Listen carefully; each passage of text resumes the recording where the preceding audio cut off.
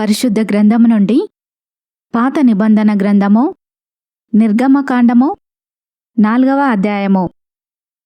అందుకు మోషే, చిత్తగించుము, వారు నన్ను నమ్మరు, నా మాట వినరు. యెహోవా నీకు ప్రత్యక్షము కాలేదందురు అని ఉత్తరమియ్యగా, యెహోవా, నీ చేతిలోనిది ఏమిటి అని అతనిని అడిగెను.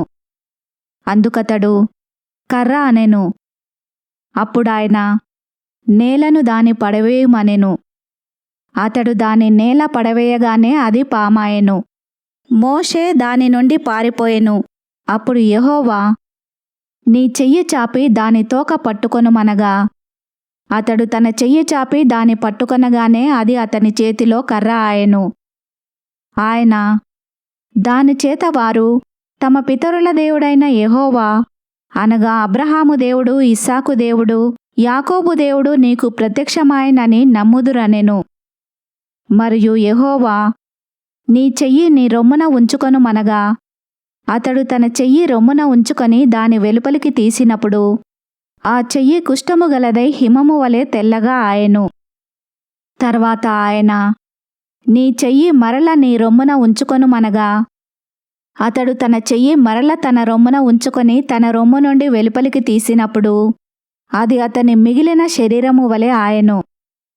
మరియు ఆయన, వారు నిన్ను నమ్మక మొదటి సూచనను బట్టి వినకపోయిన ఎడల రెండవ దానిని బట్టి విందురు.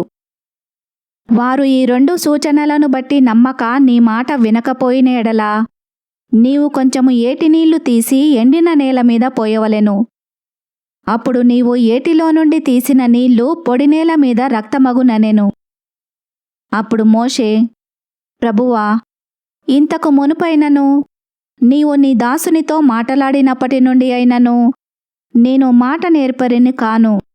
నేను నోటి మాంద్యము నాలుక మాంద్యము గలవాడనని యెహోవాతో చెప్పగా, యెహోవా, మానవునకు నోరిచ్చినవాడు ఎవడు? మూగవానినే గాని, చెవిటివానినే గాని, దృష్టిగలవానినే గాని, గ్రుడ్డివానినే గాని పుట్టించిన వాడెవడు? యెహోవానైనా నేనే గదా. కాబట్టి వెళ్ళుము, నేను నీ నోటికి తోడయుండి నీవు ఏమి పలకవలసినది నీకు బోధించదనని అతనితో చెప్పెను. అందుకతడు, అయ్యో ప్రభువా, నీవు పంప తలంచిన వానినే పంపుమనగా, ఆయన మోషే మీద కోపపడి, లేవీయుడగు నీ అన్నయ్యైన అహరోను లేడా? అతడు బాగుగా మాటలాడగలడని నేనెరుగుదును. ఇదిగో అతడు నిన్ను ఎదుర్కొన వచ్చుచున్నాడు. అతడు నిన్ను చూచి తన హృదయమందు సంతోషించును. నీవు అతనితో మాటలాడి అతని నోటికి మాటలు అందించవలెను. నేను నీ నోటికి అతని నోటికి తోడయుండి మీరు చేయవలసిన దానిని మీకు బోధించెదను. అతడే నీకు బదులు జనులతో మాటలాడును. అతడే నీకు నోరుగా నుండును. నీవు అతనికి దేవుడవుగా ఉందువు.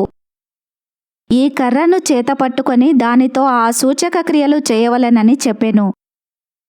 అటు తర్వాత మోషే బయలుదేరి తన మామయ్యైన యిత్రో యొద్దకు తిరిగి వెళ్ళి, సెలవైన ఎడల నేను ఐగుప్తులోనున్న నా బంధువుల యొద్దకు మరల పోయి వారింకా సజీవులై ఉన్నారేమో చూచెదనని అతనితో చెప్పగా, యిత్రో, క్షేమముగా వెళ్ళుమని మోషేతో అనెను.